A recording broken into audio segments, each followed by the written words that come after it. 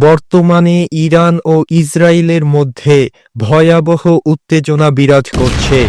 মুসলিম বিশ্ব উদ্বিগ্ন, সাধারণ মানুষ আতঙ্কিত। তাই আজকের হাদিস ও আমল শিখার নতুন পর্বে আমরা আলোচনা করব মুসলমানদের বিজয় লাভ সম্পর্কিত বিশেষ একটি দোয়া এবং শিখব গুরুত্বপূর্ণ কিছু হাদিস। তাই চলুন ভিডিওটি আরম্ভ করা যাক। মুসলমানদের যুদ্ধ শুধু আল্লাহর পথে। রাসূলুল্লাহ সাল্লাল্লাহু আলাইহি ওয়াসাল্লাম বলেছেন, যে ব্যক্তি আল্লাহর বাণীকে সমুন্নত রাখার জন্য যুদ্ধ করে সেই আল্লাহর রাস্তায় যুদ্ধ করল। কালো পতাকা ও যুদ্ধে অংশগ্রহণ। রাসূলুল্লাহ সাল্লাল্লাহু আলাইহি ওয়াসাল্লাম বলেন, যখন তোমরা দেখবে খোরাসান থেকে কালো পতাকা বাহিনী বের হয়েছে, তখন তোমরা তাদের সাথে মিলিত হও, কেননা তাদের মধ্যে আল্লাহর খলিফা মাহাদি থাকবেন। তাদেরকে কেউ থামাতে পারবে না। তারা কাফেরদের বিরুদ্ধে যুদ্ধ করতে থাকবে যতক্ষণ না সেই পতাকাটি বাইতুল মুকাদ্দাসে গাঁথা না হবে।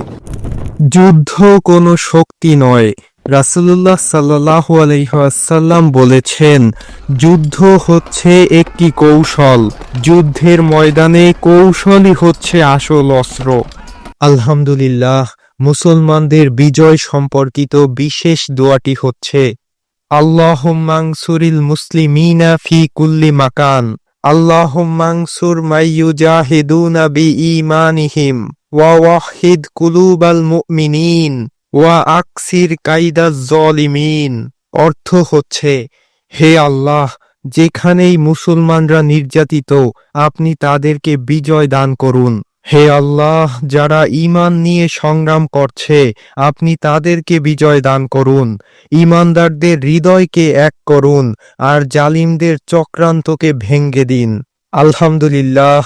আদ-দুআউ সিলাহুল মুমিন। দোয়া হচ্ছে মুমিনদের হাতিয়ার। তাই দোয়ার মাধ্যমে আল্লাহ তাআলার নিকট সাহায্য চাওয়া হবে সাধারণ মুসলমানদের পক্ষ থেকে অন্যতম একটি জিহাদ। তাই আমরা দোয়ার মাধ্যমে আল্লাহ তাআলার নিকট সাহায্য চাবো ইনশাআল্লাহ।